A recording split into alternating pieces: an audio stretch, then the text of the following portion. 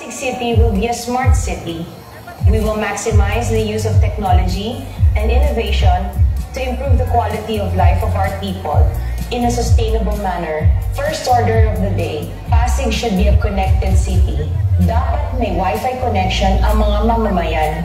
Lahat ng barangay halls, public spaces, may libreng Wi-Fi.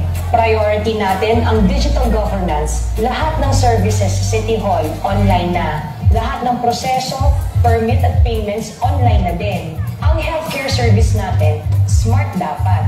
Kukunin natin ang datos kaugnay ng medical needs ng bawat Pasigenyo. Ano ang sakit? Sino ang doktor? Ano ang gamot? Ilalagay natin ito sa isang database na nakalink sa lahat ng ospital sa Pasig, pati si klinika ng bawat barangay. Maglalatag tayo ng citywide network of CCTV para sa monitoring, live updates at predictive analytics ng traffic at baha. Gagamitin ito para sa disaster response at crime prevention. We will make technology work for you, work for your children, and work for your future. Pasig ko, pamilya ko, gagawin ko ang lahat para sa inyo. Kaya this. Alright, maraming salamat at Barangay Balatiw. Eto, ikinararangal kong ipakilala sa inyo ang Ate Sara ng Pasig.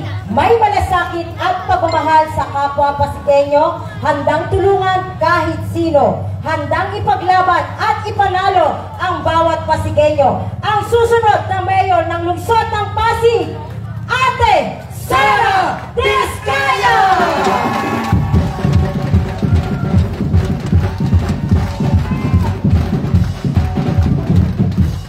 Good evening, Barangay Balatiw! Hi! Hello! Yan, alive, alert, awake. Gutom na ba? Okay, sige, damay-damay tayo. Anyway, first of all, magpapasalamat po ako kay Kap Bobot at sa mga kagawad niya na nag-prepare nito para sa atin lahat. As well as, alam ko meron na may birthday dito na kagawad. Kagawad Cheche, pwede mo yung pinagawa ko? Yan.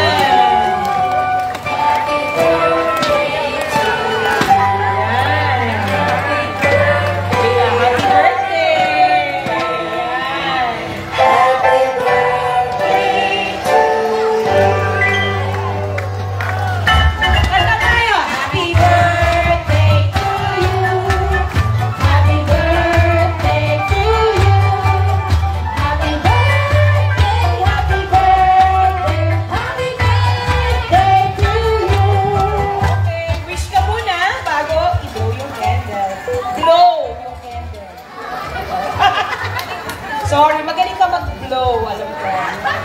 Ay, natawa kayo. Blow! Ay, Happy birthday! Kagawad Cheche Tatko! Siyempre, gusto natin paramdam sa lahat ng mga kasama natin pag-birthday nila. Alam ko, nakikita nyo siguro sa Facebook page namin na mga empleyado din namin, alaga namin. Kaya gusto namin maalagaan ang bawat Pasigenyo. No? Anyway, ako pala, sino first time akong nakita? Oh, ay, ilan na lang. Okay, so pwede ba tayo na lang mag-usap? Pauwiin na natin sila? No? Hindi, joke lang. Happy lang tayo. Happy vibes lang tayo. Tama po ba?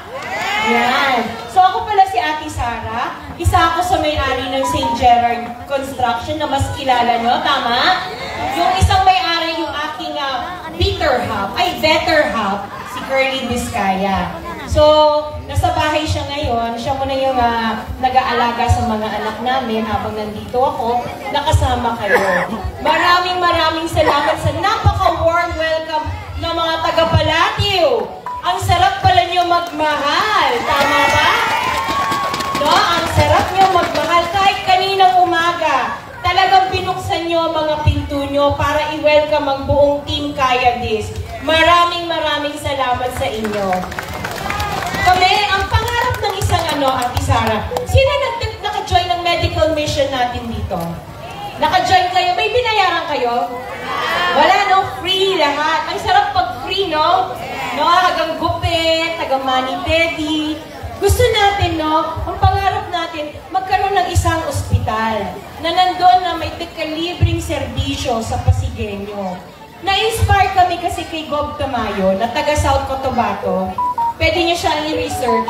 Sa ospital nila, sa South Cotabato, na probinsya pa yun, no? Baka may taga South Cotabato dito, wala naman. No? Anyway, sa probinsya nila, libre, zero billing, wala silang binabayaran, na wala ding cashier. Ang pangarap natin para sa healthcare natin, pag kayong pumasok ng ospital, lalabas kayo, wala kayong binabayaran. Okay po ba yun? No? Magandang serbisyo para sa Pasigueño na makapagpatayo tayo ng ospital na tika-libre. 11-story na lahat nandun na. May MRI kayo, may CT scan kayo, may laboratory kayo. Hindi kayo kailangan lumabas. Pwede nyo, kaya na kaya namin gawin. Sabihin nyo, naku, nangangako si Ate Sara ng ospital. Meron po akong ginagawang ospital ngayon. Contractor kasi ako eh. May ginagawa akong ospital ngayon sa Maynila. Last year ko siya inumpisahan. Matatapos na siya ngayong taon na to. So, kayang-kaya natin na 2 years na sinabi namin, kayang-kaya namin itayo yung ospital na yan. Okay po ba? Tapos ang papay, sino nangungupahan dito? May nangungupahan? Gusto nyo ba na maging isa kayo sa mga recipient na magkaroon ng pabahay? Yes! Gusto nyo matapon namin kayo sa Tanay, sa Laguna? No? Ang pangarap ng Team Kaya This, kung sakasakali tayo magpatayo ng pabahay, gusto namin na dito pa rin kayo sa Pasig maninirahan. Hindi kayo sa Tanay o sa Laguna dadalhin. Pwedeng-pwede yun. Ha? Ano daw? Ano yan? Maganda raw po. Maganda daw po. Actually, alam mo kung bakit ko tinatanong? Kasi itong mga plataforma namin, hindi ito yung gusto namin. No, hindi ito. Kayo ang may gusto nito. Kasi kayo ang may boses para sa Pasig. Hindi po kami. Kami mga empleyado nyo lang.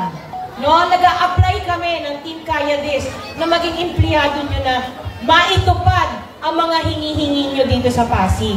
Marinig ang boses nyo. Kasi yung mga programa namin, katulad para sa mga senior citizen, gusto namin maihatid sa inyo mga gamot nyo sa bawat bahay nyo. Okay po ba yun? Ginagawa sa Makati tsaka sa Taguig. No? Sa Kainta. Masama ba gumaya? Hindi po, di ba? Basta naaabot ang serbisyo sa bawat mamamayan. Tama po ba? Ngayon, pag tayo, sino magde-deliver ng gamot sa inyo? Wala, di ba? So, magkakaroon ng trabaho. Sino walang trabaho dito na may motor? Na may motor? O yun, magkakaroon ng job opening. Kayo ang magde-deliver ng mga gamot sa bawat senior citizen ng mga gamot. Di ba? Kaya-kaya eh. So yung mga programa namin, hindi kami nangangako kasi ayaw namin mangako. Yun yung kaya namin gawin. Hindi namin pwede pangako ang langit at lupa na katulad ng ibang politiko. No, kasi hindi naman ako lalo, hindi po ako politiko. Tama po ba? Privado akong tao, galing ako sa private. Hindi ako sanay sa patakaran o pamamalakad ng isang politiko. Kaya nung sinabi ng mga HOA, wala po kaming tables and chairs and tents. Sinong HOA dito nakatanggap ng tables, chairs, and tents galing sa amin? Nakinig kami sa inyo kahit wala pa kami sa posisyon. May nagsabi na baka pwede maayos yung kanal namin sa may pinagbuhatan gumawa kami. Wala pa kami po sa posisyon, pero ginawa po namin kasi kailangan. Sino nagsabi sa amin? May nagsabi sa amin ng HOA na kailangan mag-misting kasi ang dami na apektuhan ng dengue, ang daming namamatay. Ginawa po namin yan sa bawat barangay. Nawala pa po kami sa posisyon kasi nakikinig kami sa hinanaing ng bawat isang Pasigueño. Ang gusto namin ang Pasig maging isang matalinong lungsod. na may matalinong mamumuno. Hindi lang puro salita, pero may gawa. Tama po ba? Yan ang gusto namin sa Pasig. Na kami, kayo ang boses, kami ang makikinig, gagawin namin. Meron, alam ko sa Balsang Kat yata yun. Alam niyo yun, di ba? Galing kami doon. Napansin ko na nagsasalita kami, ilawan kami ng mga camera nila, yung sa cellphone. Kinabukasan kaagad, nagpadala kami ng solar lights. Kasi gusto namin action kaagad. Hindi na madaming salita. Gawa tayo kaagad. Yan ang dapat serbisyo bawat sa isang Pasigueño. Tama po ba? Yan. So anyway, yun nga sabi ni attorney, hindi ako doon mahaba magsalita. Kasi gusto ko talaga action gawa kaagad. Kasi galing kami sa pribado. Yan ang mararamdaman yung serbisyo na parang isang pribado na ginagawa namin kaagad. Kayo ang magiging boses. Lahat pa dito may smartphone?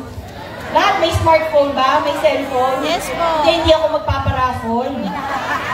Guys, kung magpaparaphone ba? Hindi, gusto nyo ba yun? Yung pag tinawagan nyo, madaling sumasagot, di ba? Yes. Yan ang gusto naming serbisyo. Yung madali nyo kaming makausap. Madaling makausap ang Team Kayandis. Okay po ba yun? Yes. Na tayo palagi magkakaroon ng chismisan kung ano nangyayari. Kasi kayo nakakaalam kung ano nangyayari. Tama po ba? Yes. I-marites nyo sa amin, kami ang gagawa para sa inyo. No? Anyway, yun nga. Hindi na ako magsasalita na mahaba. Kami ba ng Team Kay? Sabi kasi ni Kuya Curly yung asawa, yung bitter half ko, hindi, better half. Sabi niya, ang mga empleyado namin, naging hangin sa ilalim namin, ng pakpak namin para makalipad kami. Maaari po ba, Barangay Palatio, kayo ang maging pakpak namin ng Team Kayandis para makalipad kami at mapaabot sa inyo ang serbisyo? Para ang hina, maaari po ba? Pwede ba namin kayo makasama sa laban na to? Dahil hindi ito laban ng Team Kayandis, laban ito ng bawat isang Pasigueño. Kaya maaari po ba kasama namin kayo? Maraming salamat po. Good evening po sa inyong lahat. Maraming salamat. Alright, maraming salamat.